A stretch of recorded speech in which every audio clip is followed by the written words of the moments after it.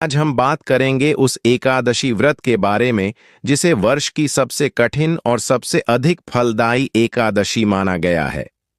इस दिन व्रती पूरे दिन बिना अन्न और जल के उपवास करते हैं, इसलिए इसे निर्जला एकादशी कहा जाता है। लेकिन इस बार भ्रम की स्थिति है कि यह व्रत 6 जून को रखा जाएगा या 7 जून को। साथ ही जानेंगे पूजा का शुभ मुहूर्त क्या रहेगा।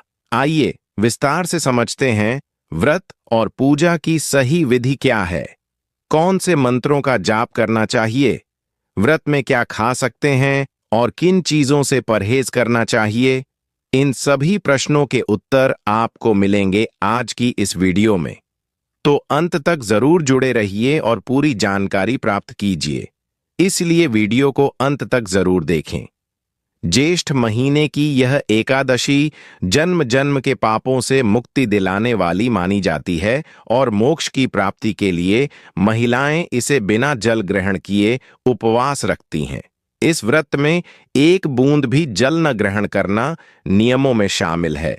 इसे सौभाग्य देने वाली एकादशी भी कहा गया है, जिसका अर्थ है कि यदि कोई महिला जो सौभाग्य से वंचित है वह इस व्रत को श्रद्धा से कर ले तो उसे संतान सुख और जीवन का सौभाग्य प्राप्त होता है। जिनके जीवन में दुर्भाग्य या परेशानियां चल रही हैं, उनके लिए यह एकादशी बहुत लाभकारी मानी जाती है। इस दिन का उपवास सभी प्रकार के दोषों और दुखों से मुक्ति देने वाला होता है। यह व्रत जीवन की कठिनाइयों और आर्थिक संकटों से छुटकारा दिलाने का भी एक उपाय हो सकता है। अगर आपके जीवन में कलह है या आप मोक्ष की इच्छा रखते हैं, तो निर्जला एकादशी का यह उपवास आपके लिए श्रेष्ठ साधन बन सकता है। अब बात करेंगे कि इस व्रत को कैसे करना है, क्या नियम होते हैं, क्या दान करना चाहिए और किस प्रकार पूजा करनी है। क्या इस दिन जल ग्रहण किया जा सकता है या नहीं? क्या कुछ विशेष वस्तुएं एक दिन पहले ही छोड़ देनी चाहिए? इस एकादशी का पालन किन विधियों से करना चाहिए और पूजन की संपूर्ण प्रक्रिया क्या है? शुभ मुहूर्त, पूजा का समय और व्रत की पूरी जानकारी आपको इस वीडियो के माध्यम से दी जाएगी। तो आइए भक्तों, अब हम जानकारी शुरू करते हैं और बात करते हैं आने वाली एकादशी के बारे में, जो कृष्ण पक्ष की एकादशी होगी और जिसे निर्जला एकादशी कहा जाता है। यह व्रत आपके जीवन का दुर्भाग्य मिटाने की शक्ति रखता है। अगर हम पुराने ग्रंथों की बात करें तो इस एकादशी को सबसे अधिक पुण्य देने वाली एकादशी बताया गया है। जैसे पुराणों में सबसे बड़ा दान कन्यादान को माना गया है, वैसे ही इस एकादशी का व्रत हजारों कन्यादानों के बराबर पुण्य देता है। हमारे सनातन धर्म में अन्नदान को भी सबसे बड़ा दान माना गया है, क्योंकि इससे देवता, पितर और इंसान तीनों को प्रसन्न किया जा सकता है। लेकिन एकादशी का व्रत करने से वही फल मिल जाता है जो कई बड़े दान देने से मिलता है। इसलिए मैं आपको यही कहूंगा कि इस दिन पूरी श्रद्धा से व्रत कीजिए, भगवान की पूजा कीजिए, कथा सुनिए और नियम से उपवास रखिए। यह व्रत न केवल इस जीवन के संकटों को दूर करेगा, बल्कि परलोक में भी आपका साथ देगा। यह ऐसा व्रत है जो दोनों लोकों में फल देने वाला है। यदि आप इसे पूरे विधि विधान से करते हैं तो आपके जीवन में छाया दुर्भाग्य दूर हो सकता है। चाहे आर्थिक परेशानी हो, शारीरिक तकलीफ हो, मानसिक तनाव या घर में कलह चल रही हो, व्यापार और नौकरी में रुकावट हो, जो भी समस्या हो, इस निर्जला एकादशी का व्रत नियम पूर्वक करें, उसका समाधान जरूर मिलेगा। इसके नियम अन्य निर्जला एकादशियों से थोड़ा अलग होते हैं। अर्जुन नियम क्या है, यह आपको हम बताएंगे और कोई भी बात हम अपनी तरफ से नहीं कहेंगे, बल्कि जो पुराणों में लिखा है वही आपके सामने प्रस्तुत करेंगे। अब बात करते हैं कि इस निर्जला एकादशी की पूजा कैसे करनी है, इसके नियम क्या हैं और इसका पालन कब से करना है। जो भी श्रद्धालु इस व्रत को करने जा रहे हैं, उन्हें दशमी तिथि से ही कुछ चीजों का त्याग कर देना चाहिए। जैसे कि कांसे के बर्तनों में भोजन करना, इसे दशमी से ही बंद कर दें। मांस, मसूर की दाल, चने की दाल, हरी पत्तेदार सब्जियां, गोंडे और चने का साग, यह सब भी नहीं खाने चाहिए। शहद का प्रयोग वर्जित है। अब आप सोचेंगे कि पंचामृत में शहद नहीं डालेंगे तो क्या करेंगे? तो उसकी जगह आप गंगा जल मिला सकते हैं। इसके अलावा दशमी तिथि से ही दूसरों का बनाया भोजन न करें और 2 बार भोजन करने से बचें। भोजन केवल 1 बार करें और दोपहर के बाद कुछ न खाएं। ब्रह्मचर्य का पालन दशमी से ही करना शुरू कर दें। निर्जला एकादशी के दिन पान, गुटखा, तंबाकू जैसी चीजें बिल्कुल न खाएं। यह व्रत को खंडित कर देती हैं। दांत साफ करने के लिए दातून या मंजन का प्रयोग भी ना करें, क्योंकि इनमें नमक या रसायन होते हैं। किसी की निंदा या चुगली ना करें। पापी स्वभाव के लोगों से बात भी ना करें। क्रोध और झूठ बोलने से भी दूर रहें। भोजन में केवल फलाहार करें और तेल नमक तले भुने पदार्थों से दूर रहें। यह सभी चीजें दशमी से ही त्याग दें ताकि एकादशी का व्रत शुद्ध रूप से किया जा सके। अब बात करते हैं व्रत की विधि की। एकादशी के दिन सूर्योदय से पहले उठ जाना चाहिए और यदि संभव हो तो स्नान करना चाहिए, क्योंकि ज्येष्ठ माह के स्नान की बहुत विशेष महिमा है। कहा गया है कि इस माह में किया गया स्नान कार्तिक स्नान से भी 1000 गुना अधिक पुण्य देने वाला होता है। बहुत लोग इस बात को नहीं जानते, लेकिन इसका कारण स्वयं भगवान श्री हरि विष्णु का वह वचन है जो उन्होंने यमराज को दिया था, जिसमें उन्होंने कहा था कि ज्येष्ठ मास का पुण्य सभी महीनों में सबसे श्रेष्ठ होता है। यदि आप कार्तिक स्नान या कार्तिक मास को सबसे श्रेष्ठ मानते हैं, जिसमें भगवान विष्णु स्वयं, इसलिए आप यह उपाय पूर्ण श्रद्धा भाव से करें, सच्चे मन से करें। अगर आप इस उपाय को ऊपरी मन से करते हैं तो आपको कोई लाभ की प्राप्ति नहीं होगी। आपकी पूजा करने का कोई फल आपको नहीं मिलेगा। विष्णु भगवान का किसी भी रूप में पूजन मानव मात्र की समस्त मनोकामनाएं पूर्ण करता है। भगवान राम हालांकि स्वयं विष्णु भगवान के अवतार थे, लेकिन अपनी लीलाओं के चलते प्राणियों को सद्मार्ग दिखाने के लिए उन्होंने विष्णु भगवान के निमित्त इस व्रत को किया। विजय की इच्छा रखने वाला कोई भी मनुष्य इस व्रत को करके अनंत फल का भागी बनता है।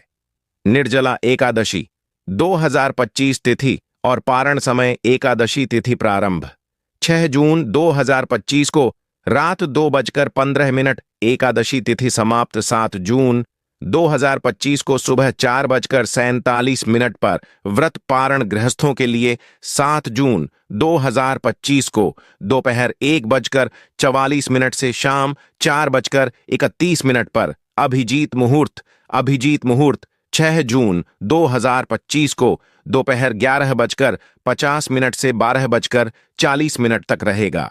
यह समय पूजा और शुभ कार्यों के लिए अत्यंत उत्तम माना जाता है। जल और अन्न का पूर्णतः त्याग किया जाता है। व्रती को अगले दिन द्वादशी तिथि में पारण के समय ही जल और भोजन ग्रहण करना चाहिए।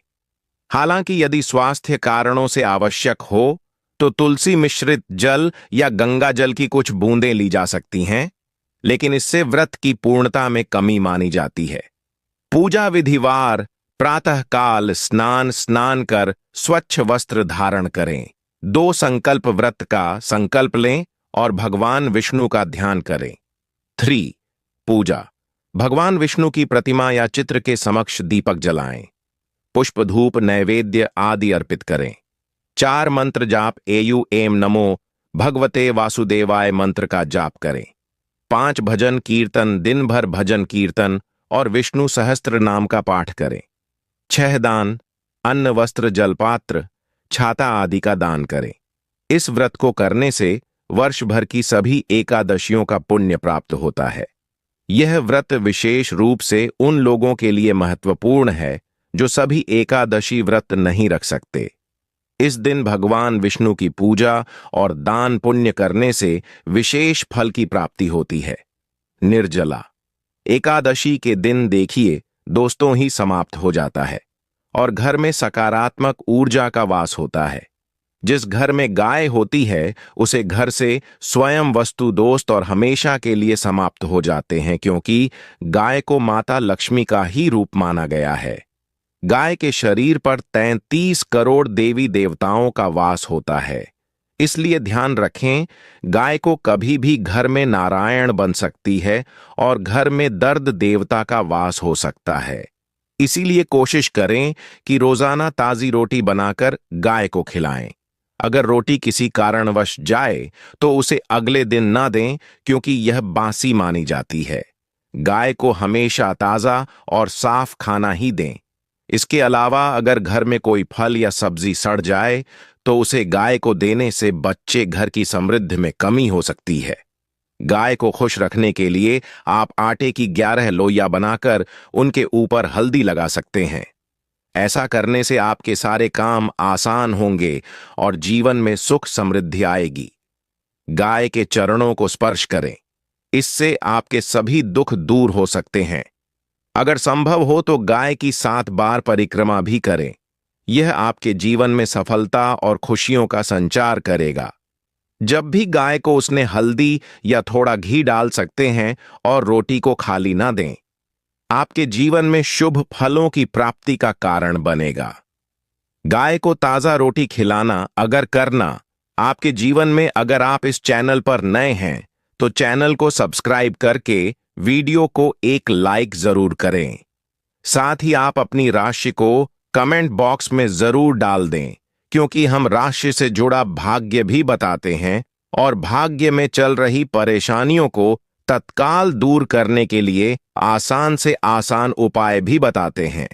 इसी प्रकार से अगर आपने हमारे द्वारा बताए हुए नियमों का पालन कर लिया तो करनी ही मंत्र से बातचीत हो जाएंगे और आपको लाभ की प्राप्ति होगी। जानकारी थोड़ी सी भी अच्छी लगी हो तो वीडियो को लाइक करें। चैनल पर नए तो चैनल को सब्सक्राइब जरूर ही कर लें, ताकि इसी प्रकार की और भी जानकारी हम आपको सीधे नोटिफिकेशन के माध्यम से इस चैनल पर प्राप्त कर सकें। स्वयं इस मास की महिमा का वर्णन करते हैं और बताते हैं कि क्यों इस मास की जानकारी आज के समय में लोगों को कम होती जा रही है। कलयुग में अधिकतर लोग इस मास की विशेषता को नहीं जानते, ना ही इसके महत्व को समझ पा रहे हैं।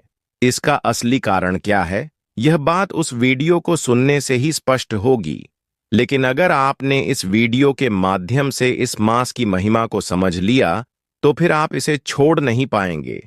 ज्येष्ठ मास में स्नान और दान का पुण्य बहुत अधिक माना गया है। चौकी पर पीला वस्त्र बिछाइए। अगर पीला कपड़ा है तो और अच्छा रहेगा। भगवान को स्थापित करने से पहले प्रार्थना करें कि हे प्रभु, हे परमात्मा, हम आपको सादर आमंत्रित कर रहे हैं। कृपया हमारे पूजा स्थल पर विराजमान हो जाइए। अब भगवान की तस्वीर या मूर्ति को प्रेम से स्थापित कर दें। यह भावना रखें कि आपने भगवान को फूल के रूप में आसन दिया और वह आकर वहां विराजमान हो गए। जिनके पास चौकी नहीं है वे किसी और साफ स्थान पर भी यह कर सकते हैं। अगर आप जमीन पर ही पूजा कर रहे हैं तो उस स्थान को अच्छे से साफ करें, चाहे घर कच्चा हो या पक्का। सफाई जरूरी है। भगवान के लिए वहां फूल रखकर आसन दें और तस्वीर या मूर्ति को स्थापित करें। पूजा के लिए भगवान के सामने एक थाली या कटोरी रखें जिसमें पूजा की सामग्री अर्पित करेंगे। सबसे पहले भगवान को पद्य और आचमन अर्पित करें। पद्य के लिए 1 चम्मच जल अर्पित करें और मंत्र बोले, ओम भूर्भुवस्व माधवाय वैष्णवाय नमः पद्यम समर्पयामि। इस प्रकार भगवान माधव का पूजन आरंभ करें। भगवान के माधव स्वरूप का पूजन कर रहे हैं। ओम भूर्भुव स्व नारायण नमः कहते हुए 1 चम्मच जल परमात्मा को अर्पित कीजिए। अब भगवान को स्नान कराना है। पहले 1 चम्मच जल चढ़ाएं, फिर पंचामृत स्नान करें। पंचामृत में कच्चा दूध, दही, घी, शक्कर और शहद के स्थान पर गंगा जल मिला सकते हैं। ओम भूर्भुवः श्री माधवाय नमः कहते हुए पंचामृत अर्पित कीजिए। इसके बाद शुद्ध जल से स्नान कराएं। 1 चम्मच शुद्ध जल लेकर ओम भूर्भुवः स्व माधवाय नमः कहते हुए स्नान पूर्ण कीजिए। फिर भगवान को वस्त्र अर्पित करें। वस्त्र के लिए कोई साफ पीला कपड़े का टुकड़ा अर्पण करें। ओम भूर्भुव स्व वस्त्रम समर्पयामि कहते हुए वस्त्र अर्पित करें। अब भगवान को चंदन का तिलक लगाएं। चंदन अंगुली पर लेकर ओम भूर्भुव नमः कहते हुए भगवान को तिलक करें। फिर पुष्प या पुष्पमाला अर्पण करें। इसके बाद धूप और दीप अर्पण करें। दीपक में घी डालकर जलाएं और ओम भूर्भुव स्व दीपम समर्पयामि श्री नारायणाय नमः कहते हुए अर्पण करें। फिर नैवेद्य अर्पित करें। अगर फल या मिठाई है तो वह अर्पित करें, नहीं तो मिश्री या सूखे मेवे चढ़ा सकते हैं। अब अजमानी अर्पित करें।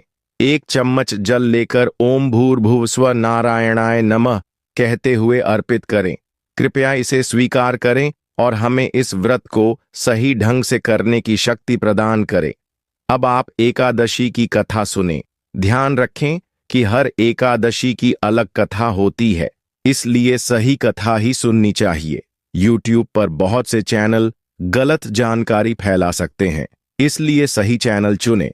जिस चैनल पर आप यह वीडियो देख रहे हैं वह डिवाइन एनर्जी है, जहां शुद्ध और प्रमाणिक कथाएं शेयर की जाती हैं। इसलिए एकादशी की कथा सुनने के लिए इस चैनल को अवश्य सब्सक्राइब करें। अगर नए हैं तो और बेल आइकन के निशान को जरूर दबाइएगा, तभी आपको हमारी सभी वीडियो मिल पाएंगी। जब आप सब्सक्राइब करेंगे तो एक घंटी का निशान दिखेगा, उसे दबाना ना भूलें, नहीं तो वीडियो आपसे छूट सकते हैं। साथ ही विष्णु सहस्त्र नाम, नारायण कवच और एकादशी की कथा जरूर सुनें। यह तीनों ही हम हर एकादशी पर अपलोड करते हैं, जिनका लाभ आप जरूर उठाएं। इसके बाद भगवान की आरती करें और पूरे दिन व्रत के नियमों का पालन करें। हमने पहले बताया है कि व्रत वाले दिन सोना नहीं चाहिए और पारण वाले दिन सूर्योदय से पहले उठना चाहिए। उठकर स्नान करें, साफ वस्त्र पहने और पारण की पूजा करें। फिर पुष्पांजलि अर्पित करें, जो क्षमा प्रार्थना होती है, जिससे पूजन पूर्णता को प्राप्त होता है। भगवान को पारण का भोग लगाएं, ब्राह्मण को दान दें और पूरे दिन व्रत का पालन करें। अब जानते हैं कि व्रत कब करना है और पारण कब करना है। निर्जला एकादशी 2025 का व्रत 6 जून शुक्रवार को मनाया जाएगा, जो कि स्मार्त परंपरा के अनुसार है। वहीं वैष्णव परंपरा के अनुसार यह व्रत 7 जून शनिवार को रखा जाएगा। एकादशी तिथि 6 जून को सुबह 2:15 पर शुरू होगी और 7 जून को सुबह 4:47 पर समाप्त होगी।